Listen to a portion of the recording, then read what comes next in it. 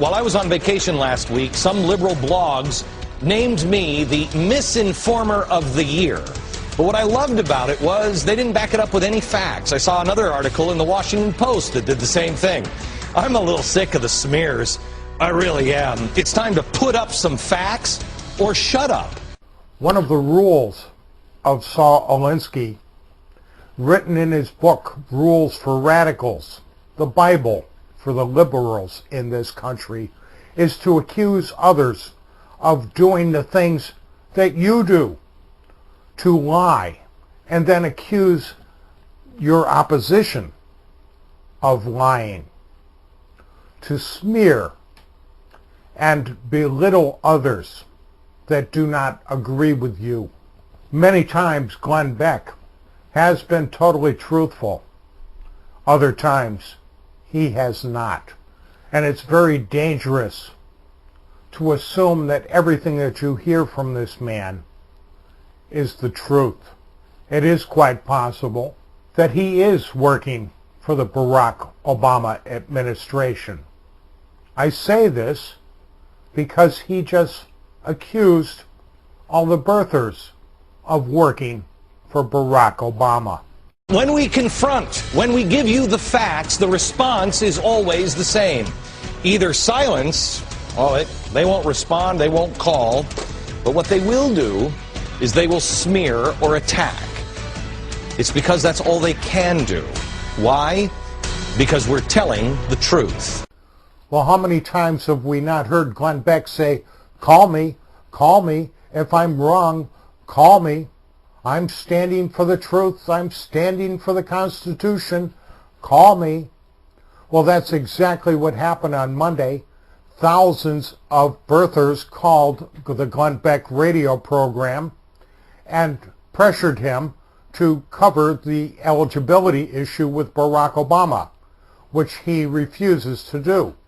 There was a concerted effort by the media to deep six the story, and Glenn Beck is going along with Obama's program of keeping the public in the dark about this.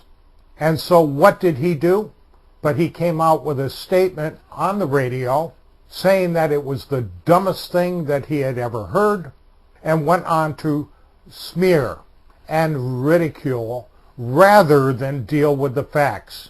And everything that he had to say about the issue was exactly what the liberals have been saying all along. They were attempting to make it look like it was just a fringe conspiracy theory.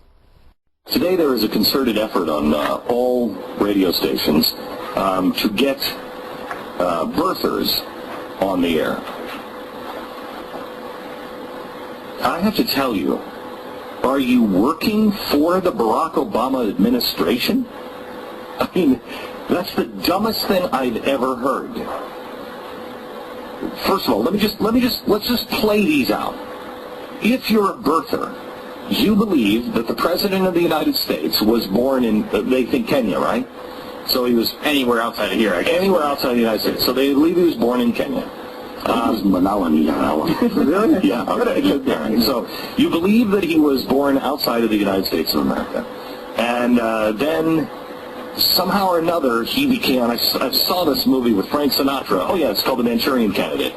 So and somehow or another, maybe he was indoctrinated or whatever, and then he came over here and he ran and became president. Well, you got to remember that he preemptively planted his birth announcements in the Hawaii newspapers back when he was actually born. Knowing. I mean, his parents knew at the time that someday this man would become president. That's what they want you to think. Right. So he preemptively put those birth announcements there.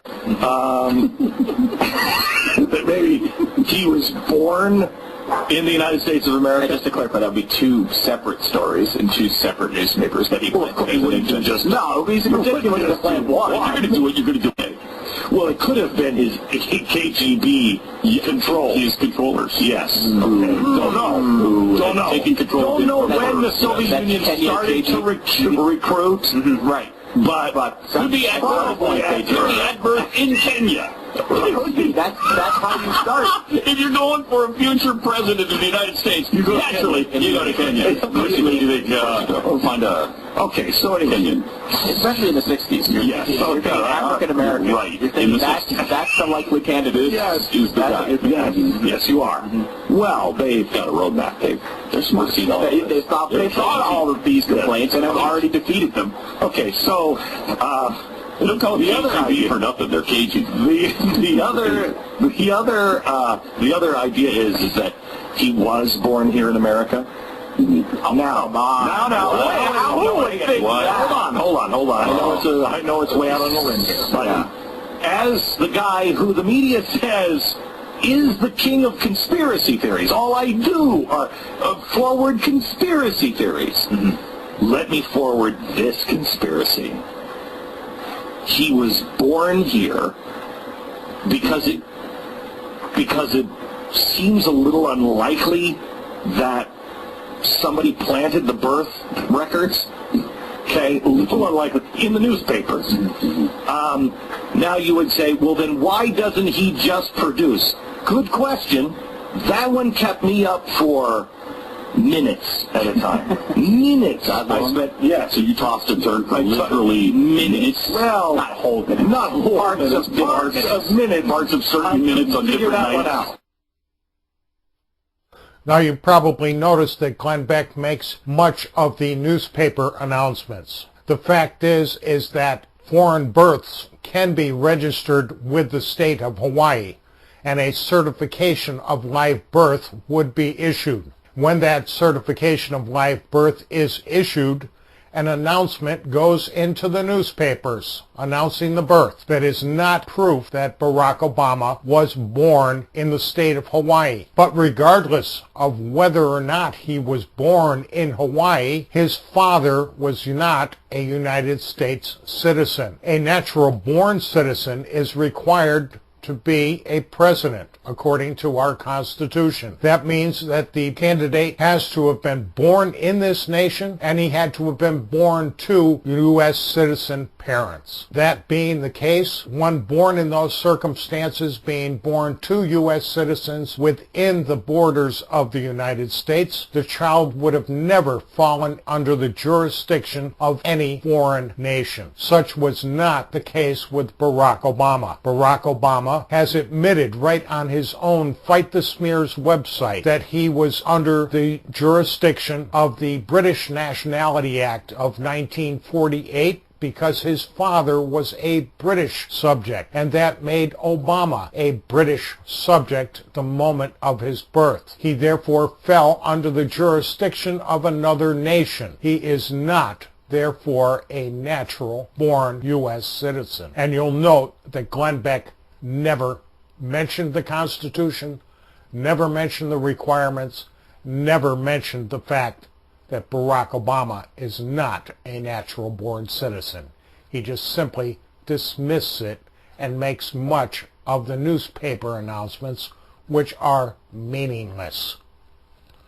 Thanks for listening.